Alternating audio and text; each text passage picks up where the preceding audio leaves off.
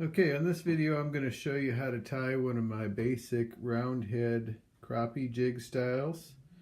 And the pattern that I'm using to do this, or the color styles, is what I call a Kansas City Special. Okay, so I'm zoomed in on my fly tying vise. First thing I'm going to do is position my round head hook combination. And notice I've got everything laid out nice and level here. Okay, that's important because I like to turn two sides of my jig and I can just rotate and keep that perfectly level. Okay, so next thing, start my thread wrap, start right at the head, cross over it, wind down the body right above the hook point. Okay, right about parallel with the hook point, and then come right on back, all the way back behind the head. Every wrap starts at the head, ends at the head. Okay, so every time I tie on a material, I want to end up with my thread at the head.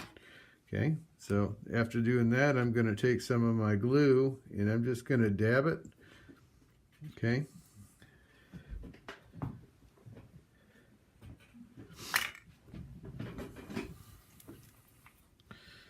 Okay, sometimes I keep something absorbent around like this, and what I can do is pull off a little bit of the extra glue if there is any. Okay, so with this pattern, the next thing I need to do is select a plume for the back. This is Marlboro, and I'm going to pull it until it looks just like I want it to on the jig. Okay, I want a little bit more on that. Okay, I'm going to pinch right there.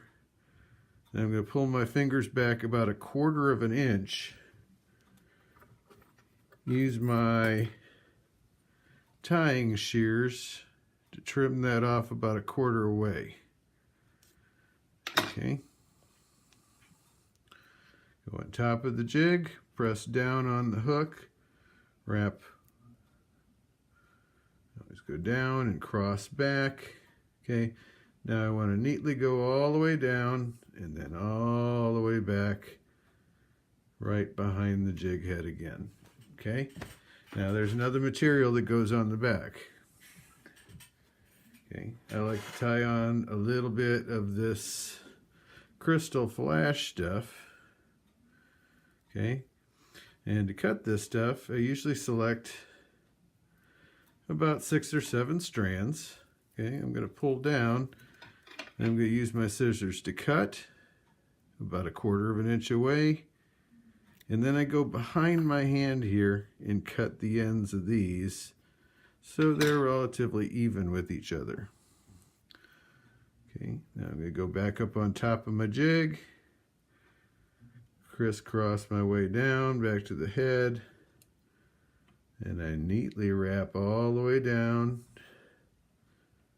And once again end up behind the jig. Okay, so now I've got that tied in. I could lock it in with a little bit of glue. Okay, now this is where I said I like to roll the jig over. Pull my thread down a little bit.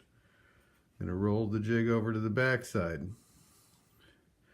On the back side, I'm going to add my secondary color, which is red in this case. And once again, select an appropriate plume, okay, about the same size. I usually like to make the belly plume slightly smaller, okay. And once again, I'm going to trim it about 1/4 of an inch away from my thumbs. Okay, that gets tied on.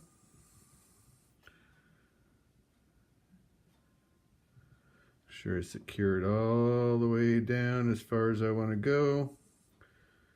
Back up again neatly.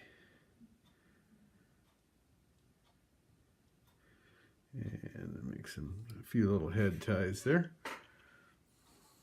Okay, now at this point, wet your fingers and pull your Marlboro back over the top of your vise. Okay, It gets that out of the way because it's starting to get a little bit fluffy. We built up quite a bit of marble on there. Okay, now my other flash bow in this case is a gold.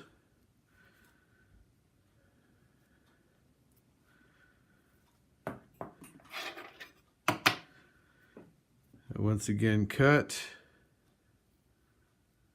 one end, but then trim back behind the other side too, to get those strands even with each other. Okay, I'm going to lay that down so the tips of them are right behind the head.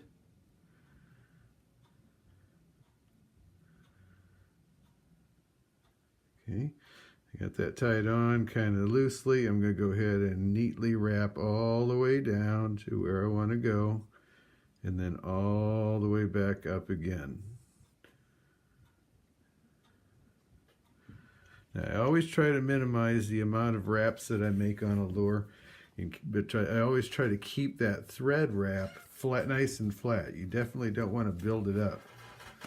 Okay, now I'm going to lock that in with a little bit of glue.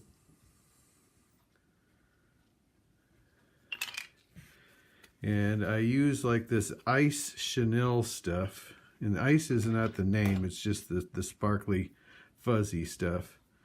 And I need about 4 inches of that for this particular style jig, which is a 1/16 ounce round head. Okay, tie that in all the way down, all the way back up again. And I am going to pull this thread down, and I'm going to start wrapping this around the body to make the body. Okay, now there's a string that runs in the middle of that, and I watch it carefully to make sure I wrap it perfectly parallel with the previous wrap. Get all the way to the head. Do a double wrap. Now I'm going to bring my bobbin back up nearly to the head, because what I want to do is go over the head and then back behind the chenille, and then back on top of the head again. Okay.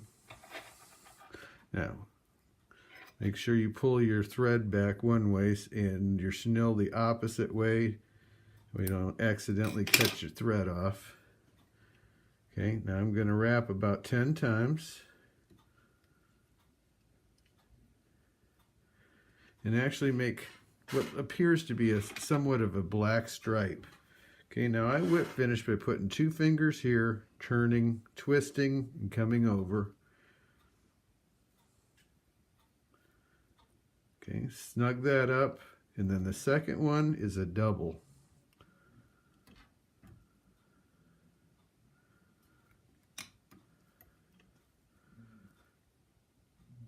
Pull that nice and tight.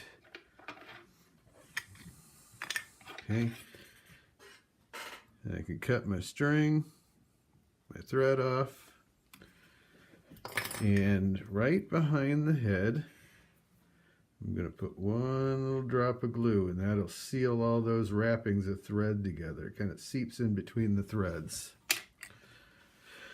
Okay, now you can either leave it on the vise to dry, but I want to move ahead and move on to the next one. So what I'm going to do is use my Hemos, unclamp it, and then go put it on my lure dryer.